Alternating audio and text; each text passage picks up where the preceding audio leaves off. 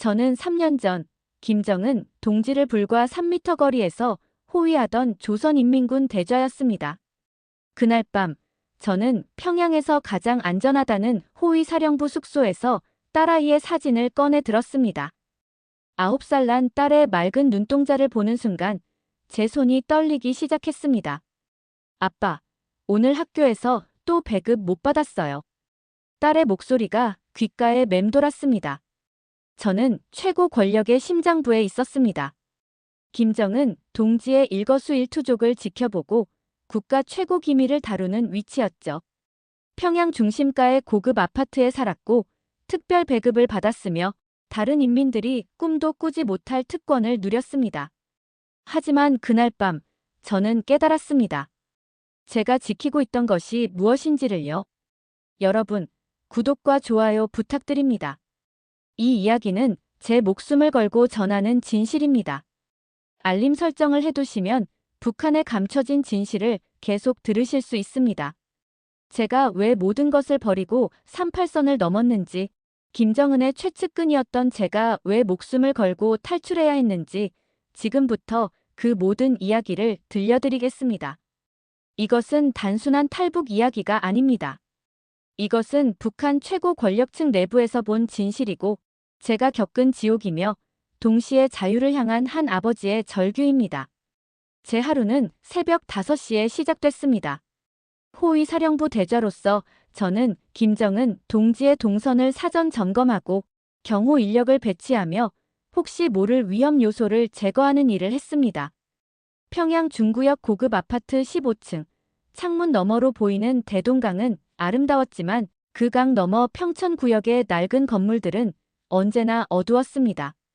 동무, 오늘 최고 존엄께서 군부대 시찰이 있으니 오전 7시까지 현장 보안 점검 완료하시오. 상급자의 지시가 떨어지면 저는 즉각 움직여야 했습니다. 20년 넘게 군 복무를 하며 쌓아올린 신뢰 그리고 당에 대한 충성심으로 저는 호위사령부까지 올라왔습니다. 아내는 평양 제1중학교 교원이었고 딸 은별이는 소학교 3학년이었습니다. 우리 가족은 북한에서 상위 5%에 속하는 특권층이었죠. 한 달에 2번 특별 배급소에서 쌀과 기름, 고기를 받을 수 있었습니다. 다른 인민들이 옥수수죽으로 끼니를 때우는 동안 우리는 흰 쌀밥을 먹었습니다. 하지만 특권에는 대가가 있었습니다. 매주 토요일 오후는 생활총화 시간이었습니다. 동료 장교들과 둥글게 앉아 서로의 잘못을 지적하고 자아 비판을 해야 했죠. 강민혁 대좌 동무, 지난주 회의에서 당 정책 학습 태도가 불성실했다고 생각합니다. 자아 비판하시오. 저는 일어나 고개를 숙였습니다. 제가 혁명적 각오가 부족했습니다. 앞으로 더욱 충성하겠습니다. 이런 의식은 매주 반복됐습니다. 누군가는 울었고 누군가는 떨었습니다. 작은 실수도 보고되면 정치범 수용소로 갈 수 있다는 공포가 우리를 지배했습니다. 저녁이 되면 집으로 돌아왔습니다. 은별이가 달려와 안겼죠. 아빠, 오늘 학교에서 김정은 원수님 초상화 그리기 대회에서 1등했어요. 딸의 맑은 웃음 뒤에는 제가 알고 있는 진실이 있었습니다. 학교에서는 매일 3시간씩 사상 교육이 진행됐고 아이들은 미제놈들을 증오하라고 배웠습니다. 은별이의 공책에는 총을 든 인민군이 미국 군인을 찌르는 그림이 그려져 있었습니다. 아내는 부엌에서 저녁을 준비하며 작은 목소리로 말했습니다. 여보, 오늘 배급소에 가봤는데 식량이 또 줄었어요. 다음 달부터는 반으로 줄어든대요. 특권층인 우리도 이런데 일반 인민들은 어떻게 살까요? 밤이 되면 저는 침대에 누워 천장을 바라봤습니다. 제 머릿속에는 낮에 본 광경이 떠올랐습니다. 김정은 동지의 현지 지도 중 한 농장에서 본 어린아이의 배불뚝이와 노란 얼굴. 영양실조였습니다. 하지만 그 아이 옆에서 김정은 동지는 웃으며 손을 흔들었고 관료들은 풍년입니다. 라고 외쳤습니다. 그날 밤 저는 처음으로 의문을 품었습니다. 우리가 정말 올바른 길을 가고 있는 걸까? 진실을 마주한 순간은 2021년 가을 김정은 동지의 함경북도 현지지도 떼었습니다. 저는 경호팀 책임자로서 동지의 3m 뒤에서 항상 따라다녔습니다. 그날도 마찬가지였죠. 김정은 동지는 새로 건설됐다는 협동농장을 방문했습니다. 동무들, 올해 농사는 어떻습니까? 원수님 덕분에 대풍입니다. 인민들이 모두 배불리 먹고 있습니다. 농장 지배인의 목소리는 떨리고 있었습니다. 저는 그 떨림의 의미를 알았습니다. 거짓말을 하고 있다는 것을요. 현지 지도가 끝나고 돌아가는 길, 저는 우연히 뒤를 돌아봤습니다. 관료들과 농장 사람들이 모두 떠난 빈 마당. 그곳에 한 노인이 쓰러져 있었습니다. 주변에 아무도 없었죠. 저는 차에서 내려 뛰어갔습니다. 할아버지, 괜찮으십니까? 노인의 눈이 희미하게 떠졌습니다. 그의 팔은 나무가지처럼 앙상했고 옷은 누더기였습니다. 물 좀. 저는 제 수통을 꺼내 노인의 입에 댔습니다. 노인은 물을 마시며 눈물을 흘렸습니다. 고맙소. 사흘째 굶었소. 그 순간 저는 멈췄습니다. 사흘째 굶었다고요? 방금 전 지배인은 대풍이라고 했는데. 할아버지, 농장에서 배급은 받으셨습니까? 배급? 그게 뭔 말이오? 올해 수확한 곡식은 모두 당에 바쳤소. 우린 옥수수대 껍질로 죽을 끓여 먹었소. 저는 말문이 막혔습니다. 차에 돌아왔을 때 동료 장교가 물었습니다. 대좌 동무, 무슨 일이었습니까? 아니, 아무것도 아닙니다. 하지만 그날 밤, 저는 잠을 잘 수 없었습니다. 다음 날 아침, 저는 호위사령부 기밀문서 보관소에 들어갔습니다. 최고 권한을 가진 저는 접근할 수 있었죠. 그곳에서 저는 문서를 봤습니다. 함경북도 지역 아사자 통계 보고서. 제 손이 떨렸습니다. 문서를 펼치는 순간 숫자들이 눈에 들어왔습니다. 지난 3년간 함경북도에서만 4만 7천 명이 굶어 죽었다는 내용이었습니다. 그런데 대외적으로는 풍년이라고 선전하고 있었습니다. 더 충격적인 건 다음 문서였습니다. 당 간부 특별 배급 현황. 평양의 고위 간부들에게는 매달 수백 킬로그램의 쌀과 고기, 수입식품이 공급되고 있었습니다. 반면 일반 인민들의 배급은 한 달에 쌀 3kg도 안 됐습니다. 저는 그 자리에 주저앉았습니다. 우리는 인민을 위한다고 하면서 인민을 굶기고 있었구나. 그날 저녁 집에 돌아왔을 때 은별이가 물었습니다. 아빠, 우리 선생님이 그러는데 남조선 사람들은 다 거지래요.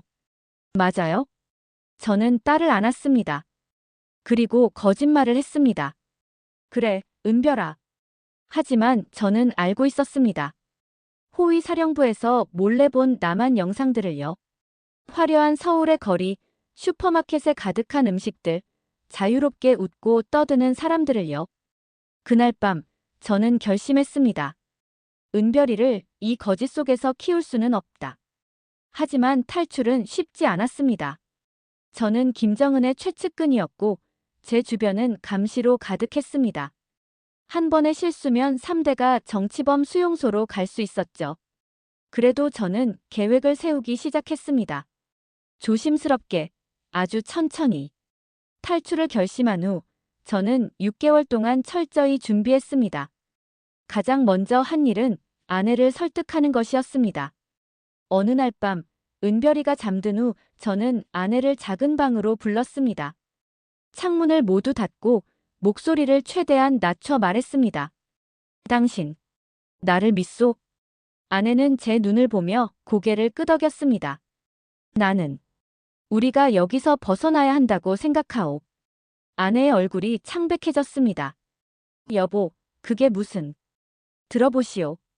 내가 본 것들을 당신에게 말할 수 없소. 하지만 은별이를 생각해 주시오. 이 아이가 거짓을 진실로 배우며 자라는 것을 우리가 지켜봐야 합니까? 아내는 한참을 울었습니다. 그리고 말했습니다. 은별이만은 자유롭게 살았으면 좋겠어요. 그날 밤 우리 부부는 탈출을 결심했습니다. 저는 제 위치를 이용하기 시작했습니다. 호위 사령부 대좌로서 저는 국경 경비 상황을 보고받는 위치였습니다. 저는 비무장지대 경비 보고서를 면밀히 검토했습니다. 강원도 철원 지역 3초소와 4초소 사이 거리 400m, 감시 카메라 사각지대 존재. 밤마다 저는 지도를 그렸습니다. 그리고 불태웠습니다. 머릿속에 모든 것을 암기했죠. 하지만 가장 큰 문제가 있었습니다. 돈이었습니다. 북한에서 중국으로 넘어간 후 브로커에게 줄 돈이 필요했습니다. 저는 몇 년간 모아둔 달러와 금반지를 챙겼지만 부족했습니다. 그래서 위험한 선택을 했습니다. 호위 사령부 내부에는 특별 금고가 있었습니다. 긴급 상황 대비 자금이죠. 저는 제 권한으로 그 금고를 열 수 있었습니다. 어느 날 밤, 저는 금고에서 미화 5,000달러를 꺼냈습니다. 제 손은 떨렸지만 은별이의 얼굴을 떠올리며 주머니에 넣었습니다. 이것은 도둑질이 아니야. 이것은 우리 가족의 생존이야. 다음 단계는 정보 수집이었습니다. 저는 조심스럽게 탈북 브로커와 접촉했습니다. 평양에도 지하 조직이 있었죠. 한 동료 장교를 통해 연결된 사람이었습니다. 중국으로 넘어가려면 먼저 양강도로 가야 합니다. 거기서 두만강을 건너는 겁니다. 38선은 안 됩니까? 대좌님, 38선은 지뢰밭입니다. 특히 군 고위급인 당신은 절대 안 됩니다. 추격이 즉시 시작될 겁니다. 저는 고민했습니다. 양강도는 평양에서 멀었습니다. 하지만 선택의 여지가 없었죠. 알겠습니다. 언제 출발할 수 있습니까? 일단 핑계를 만드셔야 합니다. 출장이나 휴가 같은. 마침 기회가 왔습니다. 2022년 8월 함경북도 군부대 시찰 출장 명령이 떨어졌습니다. 저는 즉시 자원했습니다. 제가 가겠습니다. 상급자는 의아해했습니다. 대좌 동무, 그런 험한 곳에 왜 직접 가려 하시오? 최고 존엄의 안전을 위해서는 직접 확인해야 합니다. 출장 허가가 떨어졌습니다. 출발 전날 밤, 저는 은별이를 안았습니다. 은별아, 아빠가 출장 갔다 올게. 아빠, 빨리 와요. 다음 주에 제 생일이잖아요. 저는 눈물이 날 것 같았습니다. 그래. 아빠가 큰 선물 가지고 올게. 아내와 저는 오래 껴안았습니다. 말없이. 그날 밤, 저는 작은 가방을 챙겼습니다. 옷 몇 벌, 돈, 가족 사진 한 장. 그게 전부였습니다. 20년간 쌓아온 명예도, 평양의 고급 아파트도, 군 대좌의 계급도 모두 버리기로 했습니다. 왜냐하면 저는 깨달았으니까요. 자유가 없다면 그 모든 것은 아무 의미가 없다는 것을. 다음 날 새벽, 저는 군용차에 올랐습니다. 아내와 은별이가 손을 흔들었습니다. 저는 마지막으로 평양을 돌아봤습니다. 다시는 돌아오지 않을 것이다. 2022년 8월 15일 밤 11시, 저는 두만강 앞에 서 있었습니다. 함경북도 회령시에 도착한 후 저는 시차를 평범하게 진행했습니다. 아무도 의심하지 않았죠. 사흘째 되는 날 밤, 저는 브로커를 만났습니다. 오늘 밤이 기회입니다. 내일부터 경비가 2배로 늘어납니다. 지금 바로 갑니까? 네, 지금 아니면 다음 달까지 기다려야 합니다. 저는 숙소로 돌아가 군복을 벗었습니다. 20년을 입었던 이 옷을. 그리고 평범한 인민복으로 갈아입었습니다. 주머니에는 달러와 가족 사진, 그리고 작은 칼 하나가 전부였습니다. 밤 10시, 저는 브로커를 따라 강변으로 향했습니다. 저기 보이는 불빛이 중국입니다. 강폭이 40m 정도 됩니다. 두만강은 생각보다 좁았습니다. 하지만 물살이 거셌습니다. 경비병 교대 시간이 11시 30분입니다. 그때 건너야 합니다. 우리는 숲속에 숨어 기다렸습니다. 제 심장은 미친 듯이 뛰었습니다. 만약 잡히면 총살입니다. 호위 사령부 대좌의 탈출. 이것은 국가 반역죄였습니다. 대좌님, 그런데 가족은요? 브로커가 물었습니다. 나중에 데려올 겁니다. 먼저 한국에 도착해서 말을 마치지 못했습니다. 갑자기 불빛이 보였습니다. 경비병들이었습니다. 누구냐? 거기서. 저희는 즉시 숨을 죽였습니다. 경비병 3명이 불과 10m 앞을 지나갔습니다. 제 옆에 있던 브로커가 떨고 있었습니다. 30분이 영원처럼 느껴졌습니다. 마침내 경비병들이 사라졌습니다. 지금입니다. 브로커가 먼저 뛰어내렸습니다. 저도 따라 강으로 뛰어들었습니다. 물이 너무 차가웠습니다.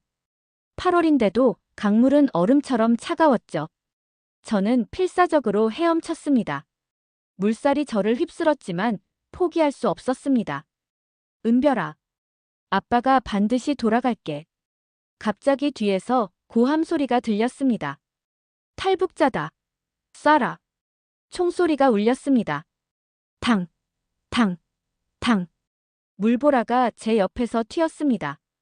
저는 숨을 크게 들이쉬고 물속으로 잠수했습니다.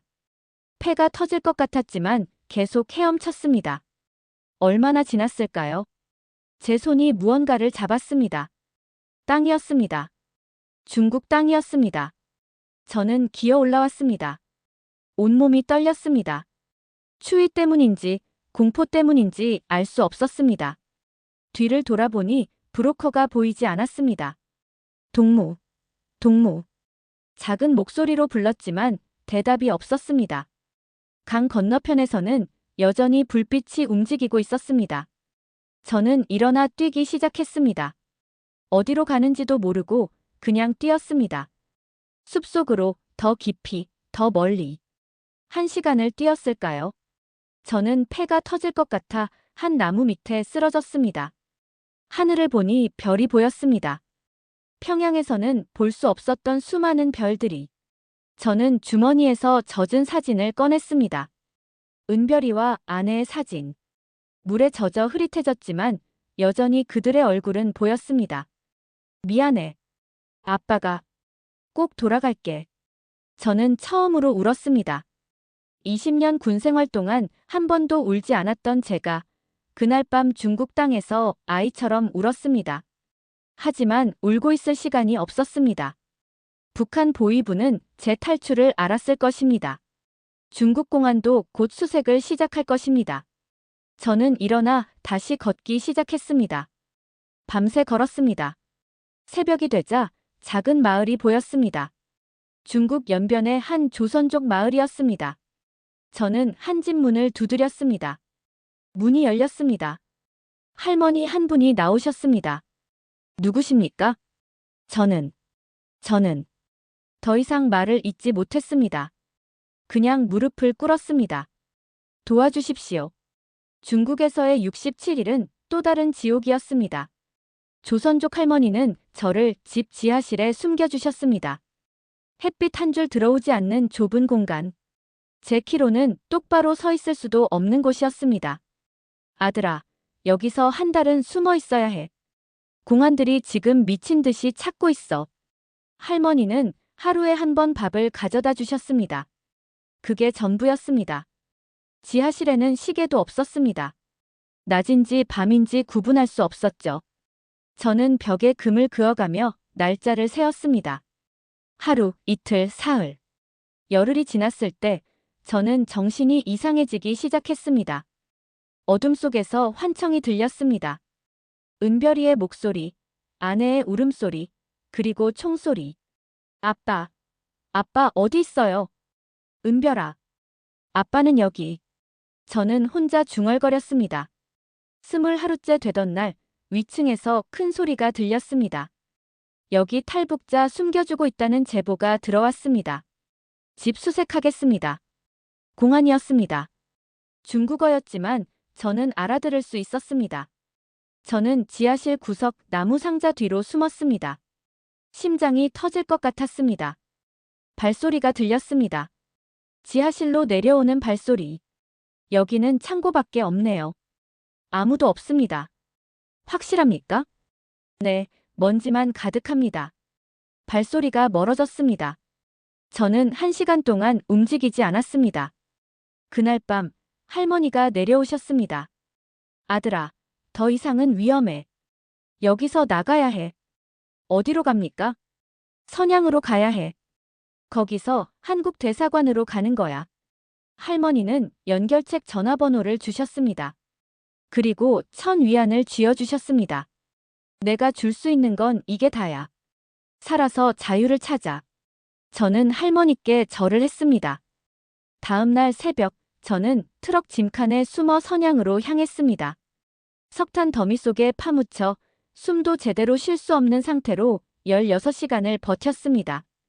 선양에 도착했을 때 저는 거의 죽어가고 있었습니다.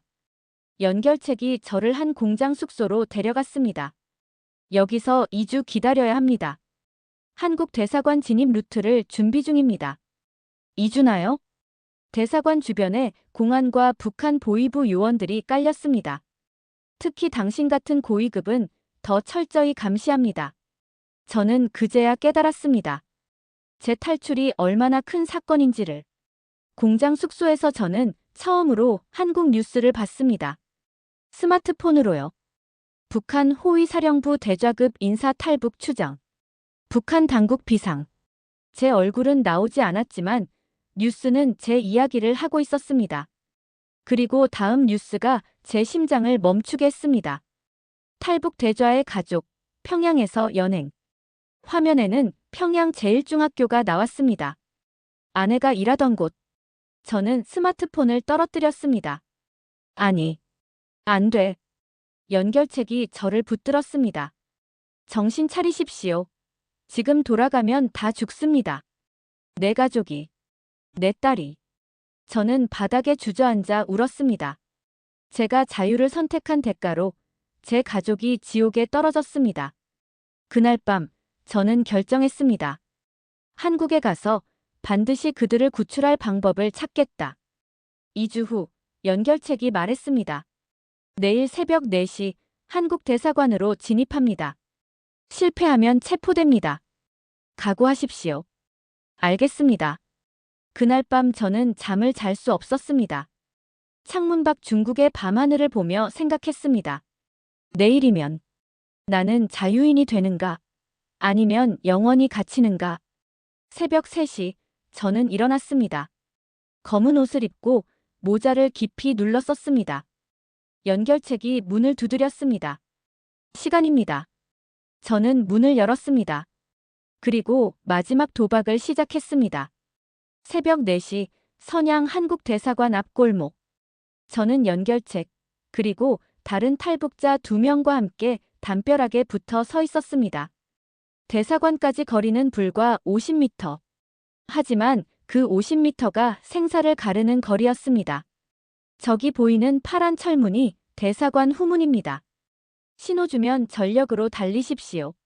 절대 뒤돌아보지 마십시오. 연결책의 목소리가 떨렸습니다. 공안이 잡으려 하면요. 그땐 기도하십시오.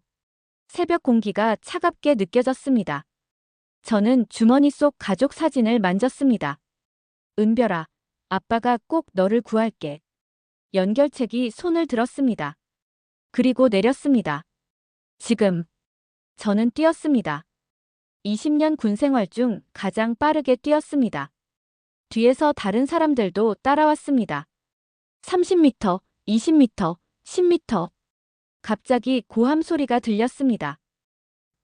서라. 공안이었습니다. 2명의 공안이 차에서 내려 우리를 쫓아왔습니다. 빨리, 빨리. 저는 대사관 문을 두드렸습니다. 아니, 발로 차기 시작했습니다. 도와주세요. 한국 사람입니다. 문이 열리지 않았습니다. 공안이 점점 가까워졌습니다. 20m, 10m. 그 순간 문이 열렸습니다. 한국 대사관 직원이 나타났습니다. 빨리 들어오세요. 저는 문 안으로 뛰어들었습니다. 다른 탈북자들도 따라 들어왔습니다. 문이 닫혔습니다. 공안이 문을 두드렸지만 이곳은 대한민국 영토였습니다. 저는 바닥에 쓰러졌습니다. 숨을 헐떡이며 천장을 바라봤습니다. 태극기가 보였습니다. 당신은 안전합니다. 대사관 직원이 말했습니다. 저는 그제야 울음을 터뜨렸습니다. 대사관에서 사흘을 보냈습니다. 신원 확인과 조사가 진행됐습니다. 호위 사령부 대좌였다고요? 국정원 직원이 놀란 표정으로 물었습니다. 네. 김정은 동지. 아니, 김정은의 경호를 담당했습니다. 이건 엄청난 사건입니다. 북한이 발칵 뒤집혔을 겁니다. 저는 고개를 숙였습니다. 제 가족은 어떻게 됐습니까? 직원은 침묵했습니다. 그 침묵이 답이었습니다. 일주일 후, 저는 특별 항공편으로 한국으로 왔습니다. 인천공항이 아닌 군공항으로 비밀리에 입국했습니다. 국정원 차량이 저를 안전가옥으로 데려갔습니다. 서울 외곽의 한 아파트였습니다. 여기서 6개월간 조사와 적응 교육을 받게 됩니다. 그날부터 저의 신문이 시작됐습니다. 김정은의 일과는 어떻습니까? 호위 사령부 조직도를 그려주십시오. 핵시설 위치를 알고 있습니까? 하루에 10시간씩 조사를 받았습니다. 제가 알고 있는 모든 것을 말했습니다. 북한의 비밀들, 김정은의 일상, 권력 구조, 군사기밀. 밤이 되면 저는 혼자 창문을 보며 서 있었습니다. 서울의 불빛이 보였습니다. 평양보다 100배는 밝은 불빛. 하지만 그 불빛이 저를 행복하게 만들지 못했습니다. 제 가족이 어디에 있는지 몰랐으니까요. 석 달째 되던 날, 담당 직원이 말했습니다. 강민혁 씨, 소식이 있습니다. 제 심장이 뛰었습니다. 당신 아내와 딸이 정치범 수용소로 이송됐습니다. 함경북도 요덕 수용소입니다. 저는 그 자리에 무릎을 꿇었습니다. 제발 그들을 구해주십시오. 저희가 할 수 있는 건 없습니다. 수용소는 제가 가겠습니다. 제가 다시 들어가겠습니다. 불가능합니다. 당신이 들어가는 순간 처형당합니다. 저는 울부짖었습니다. 자유를 얻었지만 제 가족은 지옥에 떨어졌습니다. 그날 밤 저는 처음으로 한국 음식을 거부했습니다. 은별이는 지금 무엇을 먹고 있을까? 아니, 먹고는 있을까? 6개월의 조사가 끝났습니다. 저는 대한민국 국민이 됐습니다. 새 이름을 받았고 주민등록증을 받았습니다. 하지만 그것이 진정한 자유는 아니었습니다. 매일 밤 저는 악몽을 꿨습니다. 은별이가 우는 꿈, 아내가 고문당하는 꿈. 그리고 저는 결심했습니다. 살아서 반드시 그들을 구출할 방법을 찾겠다. 오늘은 2025년 11월, 제가 한국에 온 지 3년이 됐습니다. 지금 저는 서울 한 아파트에서 살고 있습니다. 작은 원룸이지만 제 공간입니다. 아무도 저를 감시하지 않고 제가 무엇을 생각하는지 보고하지 않아도 되는 곳. 매일 아침 저는 창문을 열고 서울을 바라봅니다. 사람들이 자유롭게 걸어다니고 웃고 떠들고 살아가는 모습을요. 처음 한국에 왔을 때는 모든 것이 충격이었습니다. 슈퍼마켓에 갔을 때 저는 30분 동안 그 자리에 서 있었습니다. 너무 많은 음식, 너무 많은 선택. 북한에서는 배급소에 가도 달랑 옥수수 한 봉지였는데 여기는 수백 가지 음식이 있었습니다. 지하철을 탔을 때 저는 두려웠습니다. 사람들이 스마트폰으로 뉴스를 보고 정부를 비판하는 글을 읽는 모습이 저들이 잡혀가지 않을까? 하지만 아무도 신경 쓰지 않았습니다. 그것이 자유였습니다. 책방에 갔을 때 저는 울었습니다. 김일성, 김정일, 김정은에 대한 비판 서적이 공개적으로 팔리고 있었습니다. 북한이었다면 보는 것만으로도 처형당했을 책들이. 하지만 적응은 쉽지 않았습니다. 저는 대한민국 국민이 됐지만 여전히 북한 사람이기도 했습니다. 말투에서, 행동에서, 생각에서. 아저씨, 억양이 특이하시네요. 어디 출신이세요? 아, 저는 지방 출신입니다. 저는 아직도 탈북자라는 것을 숨깁니다. 사람들의 시선이 두렵기 때문입니다. 일자리를 구하는 것도 어려웠습니다. 북한에서 군 대좌였지만 여기서는 아무 소용이 없었습니다. 저는 경비 일을 시작했습니다. 밤새 건물을 지키는 일. 어느 날 밤 건물 로비에 앉아 있을 때 한 젊은 여성이 들어왔습니다. 아저씨, 밤새 힘드시죠? 이거 드세요. 따뜻한 커피 한 잔을 건넸습니다. 그 작은 친절에 저는 눈물이 날 뻔했습니다. 북한에서는 신분이 높았지만 따뜻함은 없었습니다. 여기서는 신분이 낮지만 사람들이 친절했습니다. 정부에서 지원금을 받았고 한국어 교육을 받았습니다. 천천히, 아주 천천히 적응하기 시작했습니다. 하지만 매일 밤 저는 꿈을 꿉니다. 은별이가 달려와 안기는 꿈, 아내와 함께 밥을 먹는 꿈. 그리고 깨어나면 빈 방뿐입니다. 1년 전 저는 탈북민 단체에 연락했습니다. 제 가족을 구출할 방법이 없습니까? 수용소에서 탈출하는 것은 거의 불가능합니다. 하지만 계속 시도하고 있습니다. 브로커를 통해 저는 제가 모은 돈을 모두 내놨습니다. 200만 원. 경비일로 1년 동안 모은 돈입니다. 부탁드립니다. 제 딸만이라도. 아직 소식은 없습니다. 하지만 저는 포기하지 않습니다. 최근 저는 새로운 일을 시작했습니다. 탈북민 청소년들을 가르치는 일입니다. 제가 겪었던 것들, 북한의 실상, 그리고 자유의 소중함을요.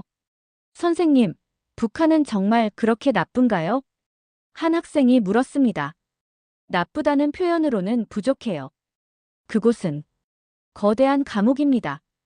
2,500만 명이 갇혀있는. 그럼 선생님은 왜 가족을 두고 오셨어요? 그 질문에 저는 답하지 못했습니다. 그저 창밖을 바라봤습니다. 어젯밤 저는 처음으로 은별이의 생일을 한국에서 맞았습니다. 12살이 됐을 딸을 위해 작은 케이크를 샀습니다. 혼자 촛불을 켜고 생일 축하 노래를 불렀습니다. 은별아, 생일 축하해. 아빠가 미안해. 촛불을 끄며 소원을 빌었습니다. 제발 은별이와 아내가 무사하기를. 그리고 언젠가 다시 만날 수 있기를. 여러분, 제 이야기를 들어주셔서 감사합니다. 저는 아직도 완전한 자유를 얻지 못했습니다. 제 가족이 북한에 있는 한 저의 마음은 반쪽입니다. 하지만 저는 후회하지 않습니다. 왜냐하면 저는 이제 진실을 말할 수 있으니까요. 북한의 실상을, 김정은 정권의 거짓을, 그리고 자유의 소중함을. 지금 이 순간에도 북한에서는 수많은 사람들이 굶주리고 억압받고 감시당하며 살아가고 있습니다. 제 목소리가 그들에게 닿기를 바랍니다. 그리고 언젠가 북한의 모든 사람들이 자유를 누릴 수 있기를 바랍니다. 은별아, 아빠는 여기서 기다릴게. 반드시 너를 이 자유로운 땅으로 데려올게. 그때까지 아빠는 포기하지 않을게. 여러분, 구독과 좋아요, 그리고 이 영상을 많이 공유해주세요. 북한의 진실이 더 많은 사람들에게 알려져야 합니다. 자유는 공짜가 아닙니다. 누군가는 목숨을 걸고 얻어야 하는 것입니다. 그 자유를 절대 당연하게 여기지 마세요.